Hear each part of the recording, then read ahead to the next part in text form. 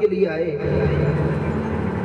अयोध्या से चले, वृंदावन जाना था, रास्ते में एक नगर पड़ा, रात्रि का समय हो गया, विचार करने लगे यहाँ रुक जाऊं, रुक करके रात्रि विश्राम कर लें। जैसे कि खरखोदा में आ जाएं, आकर के किसी से पूछ लें, भैया यहाँ कोई बड़ा भक्त है जो 40 संतों की सेवा कर सके। किसी भैया ने मजाक में कह दिया, अरे महाराज यहाँ तो कोई भक्त नहीं है, केवल एक ही भक्त है। बोले कौन है वो भक्त? बोले भक्त है अजामिल, वो सबसे बड़ा गुंडा है, डाकू है? कहते हैं ना, कुछ विनोद भाव में कह देते हैं, महात्मा आ जाए तो आनंद लेने लगते हैं ना महात्मा से। अब महात्मा तो बेचारे भोले भाले चले गए, ऐसे पहुंचे, जाकर के दरवाजा खटकाया, वैसे बाहर निकल करके आई। महात्मा ने कहा, बेटा संत अजामिल कहाँ है, भक्त अजामिल? वैश्या ने सुना, आंखों से आंसू आने लगे। बोले महाराज मेरी माँ ने एक ही बात कही, बेटा कभी संत से झूठ मत बोलना। बाबा मेरे पति कोई संत नहीं है, कोई भक्त नहीं है। बोले तो वो तो बहुत बड़े डाकू हैं, वो तो बहुत बड़े डाकू हैं। बोले क्या करें? एक काम करो, आप चले जाओ। वो जाने लगे तो वैसे बोली, महाराज कोई बात नहीं, रात्रि विश्राम करना है, पका हुआ भोजन नहीं लेंगे, राशन ले लो, अपने हाथ से बना करके प्रसाद खा लो। महात्मा ने कहा ये ठीक है। एक ऐसा चबूतरा बना था, उस चबूतरे पे पेड़ लगा था, सूखा राशन लिया, 40 संतों ने भोजन बनाया, भोजन बना करके रात्रि में विश्राम करने लगे। जो उनके महंत थे वो विचार करने लगे, आंखों से अश्रु चले हैं। शिष्य ने पूछ लिया, गुरुदेव क्या बात है? बोले बेटा बात कुछ नहीं है, इस अजामिल का हमने अन्न खाया है, इसकी मुक्ति कैसे होगी? है संत का स्वभाव ऐसा होता है, जिसका अन्न खाते उसकी मुक्ति करते हैं। शिष्य बोला कोई बात नहीं गुरुदेव, सवेरे देख लेंगे। रात्रि के समय 2 बज गए। 2 बजे अजामिल लूटपाट करके आया, देखा कि मेरे दरवाजे पर 40 संत पड़े हैं। बोले अरे बाबा कहाँ से आए हो, कौन हो? एकदम से संत जागे, अंदर से उसकी पत्नी निकल कर कही, बोले क्या हो गया? बोले ये संत कौन है? बोले हमने रोके, क्या बात है? एकदम से शांत हो गया, क्योंकि गृह मंत्री अंदर से आ गए ना, है? तो गृह मंत्री की आवाज से एकदम थम गया। कोई बात नहीं, मार तुमने रखा है, कोई बात नहीं, चले गए अंदर। प्रातःकाल जब महात्मा जाने लगे, अजामिल को बुलाया, बोले बेटा हम जा रहे हैं, हमने आपका भोजन किया है। बोले हाँ बाबा। बोले अब भोजन किया है तो दक्षिणा बनती नहीं बनती? भोजन की बिना दक्षिणा के भोजन नहीं होता संत ब्राह्मण का। अजामिल बोला बाबा चुपचाप चले जाओ, तुम्हारे लोटा सरोटा हमने ना ले, नहीं तुम्हारे लोटा घंटी ने और छुड़ा लेंगे, तुम चले जाओगे अपने घर। बोले नहीं महाराज कुछ तो देना पड़ेगा। बोले पैसा नहीं चाहिए। बोले तो केवल हमारी बात का सम्मान कर दो। बोले बात क्या है कि तुम्हारे घर जो बालक हो उसका नाम नारायण रख देना, जय हो। बोलो ठीक है महाराज, पैसा तो नहीं लेना? बोले नहीं। बोले चले जाओ। महात्मा चले गए। बड़ा सुंदर मुक्ति का उपाय बता करके गई सज्जन। अब तो जैसे ही समय आया, बालक ने जन्म लिया, उस बालक का नाम नारायण रख दिया।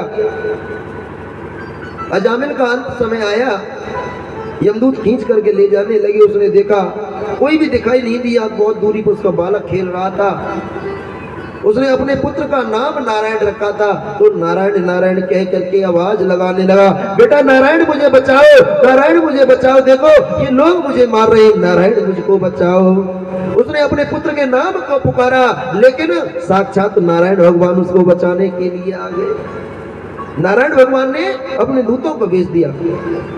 अब तो यमराज के दूतों में और नारायण भगवान के दूतों में झगड़ा होने लगा। यमराज के दूत कहने लगे, महाराज आप कौन हो? बोले हम नारायण के दूत हैं। भगवान के दूत कहने लगे, तुम इसको नहीं ले जा सकते। यमराज के दूत कहने लगे, नहीं महाराज ये बहुत बड़ा पापी है। बोले नहीं नहीं, इसने अंत समय में नारायण भगवान का नाम लिया है, हमारे प्रभु का नाम लिया है, इसलिए हम उनको अपने साथ ले जाएंगे। अजामिल इस घटना को सुन रहा था, एकदम से उन दूतों ने छोड़ दिया। उसकी उम्र और शेष थी तो 12 वर्ष के लिए अजामिल दोबारा से मृत्यु लोक में आया। 12 वर्ष उसने जीवन यापन किया। विचार करने लगा, मैंने अपने पुत्र नारायण का नाम अवतरित किया, नाम को पुकारा तो मुझे छोड़ करके चले गए। अरे जब मैं साक्षात नारायण का नाम सुमरण करूंगा, चिंतन करूंगा तो मेरा कल्याण क्यों नहीं होगा? बोलिए नारायण भगवान की जय। सज्जनों पहले अपने पुत्रों का नाम लोग नारायण, कृष्ण, मुरारी, गोविंद आदि रखते थे, लेकिन आज के बालकों के तो नाम तो विचित्र हैं भैया, हमें तो भूल जाएंगे हैं। नाना प्रकार के नाम है, भगवान के नाम से कोई नहीं रखता। कहने का भाव है कि येन केन प्रकारेण हमें नारायण का नाम सुमरन करना चाहिए। यहाँ से आगे हम सब प्रहलाद जी की कथा में प्रवेश करेंगे। उसके बाद वामन भगवान की झांकी है कि श्रवणम कीर्तनम विष्णु स्मरणम पाद सेवनम अर्चनम वंदनम दास्यम शक्यात्मनिवेद।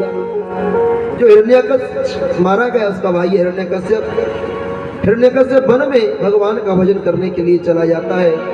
हिरण्यकश्यप की पत्नी है कयाधु गर्भवती है। इंद्र ने हिरण्यकश्यप के पीछे से उसकी पत्नी का हरण करना चाहा। नारद जी आए, नारद जी ने उसकी पत्नी कयाधु को छुड़ाया, लेकर के अपने आश्रम में चली गई। वहां भागवत उपदेश नारद जी ने कयाधु को दिया। उस भागवत उपदेश के प्रभाव से उसके गर्भ में जो बालक था वह भगवान विष्णु का परम प्रिय भक्त हो गया। जिस माता के गर्भ में अगर कोई बालक है तो उसे चाहिए कि वह भागवत कथा का श्रवण करे, रामचरितमानस का श्रवण करे, पुराणों का अध्ययन करे, भजन कीर्तन आदि सुने। लेकिन भैया आजकल की बड़ी विचित्र स्थिति है, थोड़ा समय कम है तो मैं सूक्ष्म जा रहा हूँ। आजकल अगर कोई माँ गर्भवती हो गई, सबसे पहले डॉक्टर की समस्या। डॉक्टर ने बेड रेस्ट पहले से बता दिया। अब बेड रेस्ट बताया है डॉक्टर ने, भैया अब क्या करे, काम तो कुछ करना नहीं। डॉक्टर बेचारे अपना व्यवस्था करके रखते, क्यों? जब बेड रेस्ट में 8-9 महीने रहेगी माँ, ऑपरेशन तो हमें वैसे ही करना पड़ेगा। क्यों? क्योंकि जब डॉक्टर ने कहा है तो अब तो सास भी बेचारी बेड रेस्ट करवाएगी, ससुर भी बेचारा बेड रेस्ट करवाएगा, पति भी बेचारा बेड रेस्ट तो करना ही करना है। लेकिन एक सुविधा बड़ी हो जाएगी सज्जनों, कमरे में एक बड़ी सी टीवी लगी होगी, LED LCD कोई भी, उसका रिमोट उसकी घरवाली के पास होगा। लेकिन अगर उससे पूछ लिया जाए कि आस्था संस्कार किस चैनल पे आ रहा है, नंबर लगाओ, उसको नहीं पता होगा। उसको केवल इतना पता होगा कि सास बहू के नाटक कौन से प्यारे, साथ निभाना साथिया कौन से पे आ रहा है, धर्मेंद्र की पिक्चर कौन से पे आ रही है, ये पता होगा। हमारे गुरुदेव कहते हैं कि जब माँ गर्भवती हो तो उसको गीता पाठ करना चाहिए, भागवत जी का श्रवण करना चाहिए। और अगर ऐसा नहीं करेंगे, अब भैया बालक तो उधर में है और मैया धर्मेंद्र की पिक्चर देख रही है, सन्नी देवल आया, को जाय तोड़ के जा रहा हो, को बाय तोड़ रहा हो, को गाड़ी फोड़ रहा हो, तो छोरा तो जब जन्म लेके बाहर आ रहे हो तो एक दूसरे फोड़े वो ना काबू छोड़ रहा है, फोड़े हो कि नहीं फोड़े बताओ। यानी कि जन्म के समय एक बात बताओ, सुभद्रा ने जन्म के समय अभिमन्यु से चक्रव्यूह तोड़ने की रचना सुनी है? तो अभिमन्यु की माँ है सुभद्रा। अभिमन्यु की माँ ने जब उधर में थे अभिमन्यु, उस समय चक्रव्यूह तोड़ने की अर्जुन से प्रक्रिया सुनी तो उन्होंने चक्रव्यूह को तोड़ दिया। प्रहलाद जी ने जन्म के समय उधर में भागवत चर्चा को सुना तो नारायण के भक्त हो गए। तो हमारे आपके बालक क्यों नहीं होंगे सज्जनों? लेकिन ऐसा नहीं हो सकता, क्योंकि आस्था संस्कार तो वो लोग जानते ही नहीं है, धर्म के लिए तो गए ही नहीं कभी। अगर जरूरत पड़ जाए शॉपिंग मॉल में जाकर के वहां 50,000 रुपए की शॉपिंग 10 मिनट में कर आएंगे। और अगर कहीं भागवत हो रही है, भागवत में 10 रुपए चढ़ाना हो तो पत्नी से अलग पूछेंगे, सासू से अलग पूछेंगे, माँ से अलग पूछेंगे, है 10 रुपए देने। एक बार क्या हुआ, बीरबल ने अकबर से कहा महाराज एक काम करो, तुम बड़े चतुर मंत्री हो। राजा हो? बोले हाँ। उनकी वार्तालाप हो रही थी तो अकबर की पत्नी ने देखा कि बीरबल है, मंत्री है, बहुत बड़ा सुचारू है, मेरे भाई को मंत्री नहीं बनाते। अपने पति से कहा महाराज एक काम करो, मेरे भाई को मंत्री बनाओ। अकबर बोला तेरे भाई के बस की बात नहीं है। बोले नहीं, बनाना पड़ेगा। अब भैया होम मिनिस्टर ने कहा है तो बनाना तो पड़ेगा, है गृह मंत्री ने। कोई बात नहीं, बीरबल की छुट्टी कर दी, अपने साले को मंत्री बना दिया। जब साले को जब मंत्री बनाया 3 रुपए दे दिए कि बोले जाओ जाकर के 1 रुपए की अब ले आना, 1 रुपए की तब ले आना, 1 रुपए की अब ना तब। बेचारा गया, यहाँ से गया खरखोदा में, पूरे बाजार में घूमा बेचारा, मेरठ गया, खरखोदा गया, बुलंदशहर गया, उसको कहीं नहीं मिली है। अरे बाजार में हो तो मिले, बाजार में थोड़ी मिल रही। शाम हो गई, लौट करके आ गया। राजा ने पूछा, बोले अपनी बहन से, बोला अरे बहन मुझे तो कहीं नहीं मिले। बोले बीरबल के पास चले जाओ, अगर बीरबल चाहेगा तो मिल जाएगा। एक बात बताओ, तुम्हारी वजह से मेरी नौकरी छूट जाए है, मैं तुम्हारा सहयोग क्यों करूंगा? बीरबल ने मना कर दिया, बोले महाराज के सामने बताऊंगा। प्रातःकाल सभा लगी, राजा ने उसको बुलाया, बीरबल भी आ गया सभा में। राजा ने कहा भाई मंत्री लेकर के आए? बोले महाराज मुझे कुछ नहीं मिला। बोले कुछ नहीं मिला कि नहीं? बीरबल को बुलाया, बीरबल को 3 रुपए दे दिए। बोले जाओ 1 रुपए की अब लेकर के आओ, 1 रुपए की तब लेकर के आओ, 1 रुपए की अब ना तब लेकर के आओ। जय हो। बीरबल गया, यहाँ से निकल करके एक पान वाले की दुकान मिली, 1 रुपए का एक पान बनवा लिया। जय हो। समझ में आ रही नहीं आ रही? 1 रुपया लेकर के आगे गया, भागवत कथा हो रही थी, भागवत जी ने दान दे दिया। 1 रुपया बचा, वहां से आगे जाकर के देखा सांग हो रहा था। सांग समझते हो किसे कहते हैं? आपके यहाँ तो बहुत अच्छी तरह से जानते होंगे, क्योंकि बहुत ज्यादा होता है ना इधर। डांस होता है, क्या कहते हैं, नौटंकी। हाँ, 1 रुपया ले जाकर के नौटंकी में दे दिया। अगर कहीं गाने कटने का नंबर आ जाए नहीं, हाँ गजब कर देंगे लोग। तो जैसे ही लौट करके शाम को आया, राजा ने पूछ लिया भाई लेकर क्या है? बोले ले आए महाराज। एक पान लिया, निकाल करके राजा को दे दिया। बड़ी समझने की बात है। बीरबल बोला इसमें क्या है? राजा बोला अकबर इसमें क्या है? बोले इसमें महाराज पान है, इसको खा लो। बोले ये अब ले लो, यानी कि ये पान है, इसको अब खा लो, अब नहीं मिलेगा कभी। बोले तब कहाँ है? बोले महाराज खरखोदा में भागवत हो रही थी, मथुरा से आए थे पंडित जी, उसमें 1 रुपया दान कर दिया। बोले ये तब मिलेगा जब यहाँ से चले जाओगे तो वहां मिलेगा आपको। और बोले अब ना तब कहाँ है? बोले महाराज आगे नौटंकी हो रही थी, उसमें दे दिया मैंने। तो वो जो ना अब मिलेगा ना तब मिलेगा, वो ना यहाँ मिलेगा ना वहां मिलेगा। कहने का तात्पर्य सज्जनों कि दान किया गया हमेशा व्यक्ति को मिलता है, और शास्त्र कहता है कि 1000 गुना मिलता है। अब तो प्रहलाद जी धीरे धीरे बड़े होने लगे। हिरण्यकश्यप लौट करके आया, शिक्षा अध्ययन के लिए भेज दिया गुरु शंडा और अमरक जी के यहाँ। तो आइए, वो बड़े कितनी सुंदर तरीके से नारायण का चिंतन कर रहे हैं। श्रीमन नारायण नारायण नारायण, श्रीमन नारायण नारायण भजन नारायण नारायण नारायण नारायण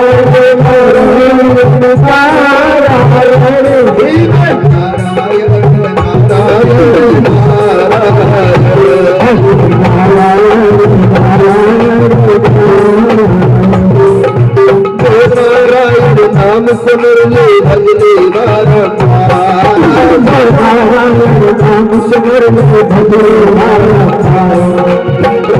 में भी पार करेंगे, भरोसे में भी पार करेंगे। नारायण नारायण भजमन नारायण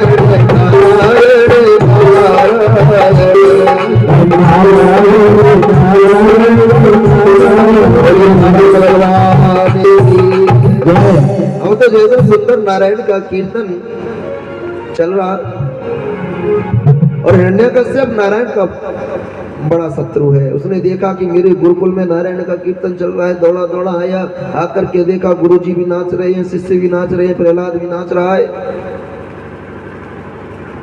तुरंत जोर से जाकर के अपनी गदा का प्रहार जमीन पे किया, उनका नाच रुक गया।